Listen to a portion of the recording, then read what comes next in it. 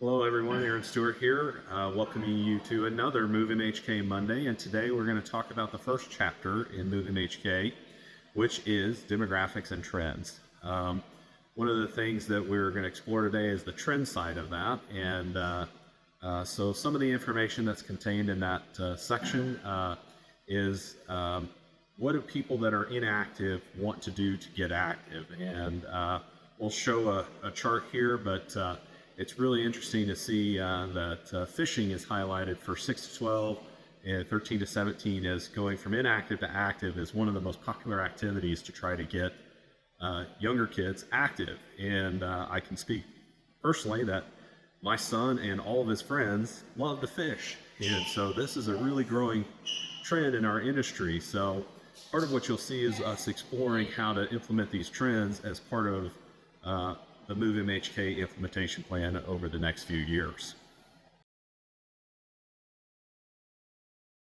Looking nationally at some of the trends in 2024, of course, we've got pickleball that's up there. That trend has been around for a long time now, but it doesn't show any signs of decline, so it continues to be a popular trend. Cricket's actually an interesting one that's made its way into the U.S., primarily from people that are moving from other countries that participate in cricket, and also the success of the U.S. national team have kind of spurred some interest in that sport.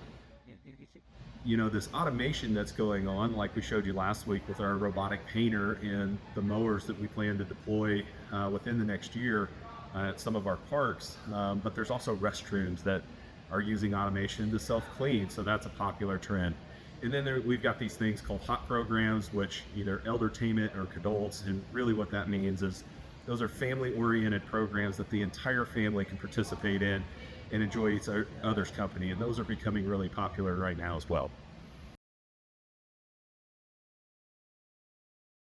So some trend highlights for facility design in 2024 is first and foremost inclusivity, and that's really important as a department value of diversity is making sure that we remove barriers. And so when we're talking inclusive playgrounds, we're talking trail systems, we're talking any kind of facility like pools, and making sure that we're removing those barriers and providing access for all.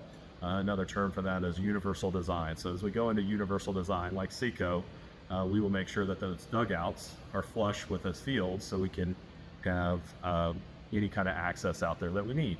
When we talk about another trend that's happening in how you design and build facilities, it's that holistic look at health and wellness. So it's not just about putting in the fitness center, it's about how that wearable technology works with mental and physical health, and some of those amenities that are out in parks, and how all that works together to promote total body health and wellness.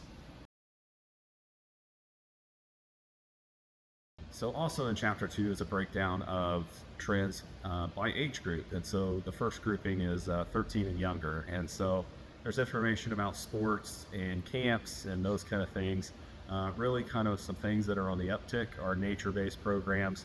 In fitness, as most of us know, there is a kind of childhood obesity epidemic. So those kind of ninja courses and HIIT trainings for age-appropriate groups under 13 are starting to pop up and starting to trend. And of course, STEM-based programs that stimulate the brain and teach science and technology are very popular right now. So the next group is kind of the teen young adult, which is 13 to 24, and a lot of what's going on in that group, and it really bases from 13 as they start to age out to 24, it changes, but fitness starts to become a big piece of that.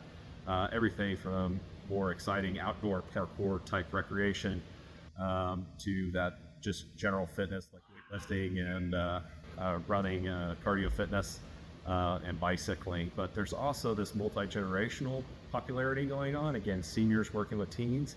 There seems to be a growing trend for that. And esports. Esports is big for this. This is actually the hardest group to program for, especially when you're in that 13 to kind of 16 range, because a lot of teens just choose not to participate in activities. So esports is one of the few things that we found that will capture their attention and bring them in for participation. So the next grouping is adults, and that's kind of the 25 to 54 grouping. And that group's mainly interested in a lot of high intensity fitness programs like CrossFit or HIIT programs. Obviously into a lot of cardio fitness. Big into kind of group activities such as group cycling, yoga, those kind of fitness classes, which also leads into this kind of social sports aspect that this group likes to see. And one of the more popular things growing is that social sports would be something like cornhole. Our final group is adults 55 and older, and these are our lifelong learners. So this group really likes to be engaged in some sort of creative development and personal growth. So DIY projects that allow them to learn something, or something like an improv class that stimulates them mentally and allows their mental development to continue and create the capacity for flexibility. So our first question is, what's the future of Northview Swimming Pool? Well, the future is it'll be open again next year and for the foreseeable future. There was a lot of misinformation around this about Northview Pool being closed, and that's not the discussion out of Move MHK. The discussion for both Northview and Seco is what to do when those pools live their lifespan. So would we come back and put a new pool in, or is it something that we would replace with a splash pad? So right now the plan and the concept calls for Northview Pool staying, and as we get closer to the end of the lifespan, which is between 25 and 50 years, we'll make a determination of what's next. So our final question today, is there covered bike parking in the plan for City Park? Well, right now we don't actually have a finalized plan, we have a concept. And in the concept, it does not call for covered bike parking. As we move to a final design, we would capture public input that we would be looking for these kind of suggestions to make sure that we put things like this in the park that people desire. So look for that happening when we move to final design, and we'll be looking for those suggestions and more. I'd like to thank everybody for joining us again this week. Appreciate the questions, and look forward to seeing more questions.